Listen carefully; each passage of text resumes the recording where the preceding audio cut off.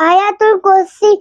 الله لا إله إلا هو الحي القيوم لا تأخذه سنة ولا نوم له ما في السماوات وما في الأرض ما ذا الذي يشفع عنده إلا بإذنه يعلم ما بين أيديهم وما خلفهم ولا يحيطون بشيء من علمه إلا بما شاء وسع كرسيه السماوات والأرض ولا يئوده حفظهما وهو العلي العظيم.